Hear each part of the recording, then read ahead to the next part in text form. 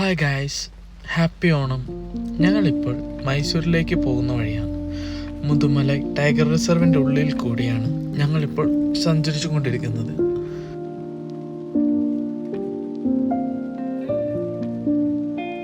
പോകുന്ന വഴിയിൽ ചെറിയ ചെറിയ കുട്ടിക്കുരങ്ങന്മാരും തുള്ളിച്ചാടി കളിക്കുന്ന പുള്ളിമാനുകളും അങ്ങനെ കാഴ്ചകളും കണ്ടു ഞങ്ങൾ ബന്ദിപ്പൂർ വൈൽഡ് ലൈഫ് നാഷണൽ പാർക്കിലേക്ക് എൻട്രി ചെയ്തപ്പോൾ തന്നെ അങ്ങനെ കാലത്ത് 3:45 തുടങ്ങിയ യാത്ര 11:30 ഞങ്ങൾ ബുക്ക് ചെയ്ത ഹോട്ടലിലെത്തി. കുഴപ്പമില്ല, അത്രയേ ഉള്ളൂ. വലിയ ആപ്പുകളിൽ നിറഞ്ഞു കണ്ട ഒന്നും തന്നെ ഇവിടെ ഞങ്ങൾക്ക് ഫീൽ ചെയ്തില്ല.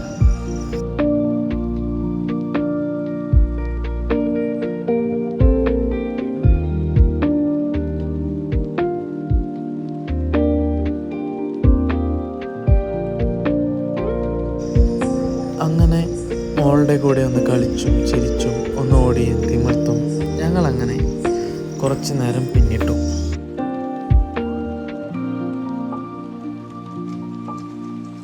ഇതാണ് ഞങ്ങൾ ബുക്ക് ചെയ്ത റൂമിൻ്റെ പുറത്തുനിന്നുള്ള വ്യൂ.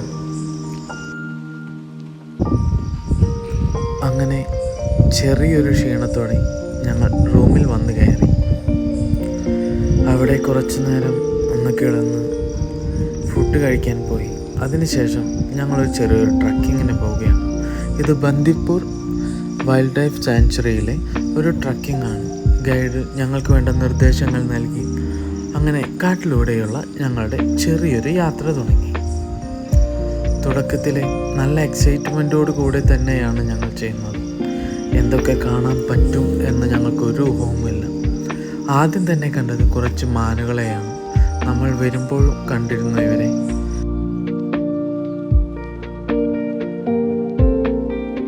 ഇല പൊഴിച്ചു നിൽക്കുന്ന വൃക്ഷങ്ങളും പൂത്തു നിൽക്കുന്ന മഞ്ഞപ്പൂക്കളും ഈ കുരങ്ങുകളുടെ കുസൃതി കാണാൻ വളരെയധികം കൗതുകം തോന്നി. ഈ സഫാരിയിൽ ഏറ്റവും കൂടുതൽ നമ്മൾ കാണുന്നത് ഈ പുള്ളിമാനുകളെയാണ്. കുറച്ചൊന്ന് നീങ്ങിയപ്പോഴേക്കും ഒരു 4 ആനകൾ നിൽക്കുന്നത് കണ്ടു. അതിലൊരു കുഞ്ഞാനയും ഉണ്ടായിരുന്നു. ഒരു മൃഗത്തെ നമ്മൾ സ്പോട്ട് ചെയ്താൽ പിന്നെ അധികം സംസാരിക്കാതെ അവരെ വാച്ച് ചെയ്തുകൊണ്ടേയിരിക്കണം എന്നാണ് നമ്മുടെ ഗൈഡിൽ നിന്ന് നമുക്ക് കിട്ടിയിട്ടുള്ള നിർദ്ദേശം. ഒരിക്കലും നാട്ടാനകളെ കാണുന്ന ഒരു കൗതുകത്തോടെയല്ല ഞങ്ങൾ ആരും കണ്ടത്. അവരുടെ കളിയാണെങ്കിലും ചിരിയാണെങ്കിലും അത് ഞങ്ങളിൽ ഉണ്ടാക്കിയത് ചെറിയൊരു ഭയം തന്നെയാണ്.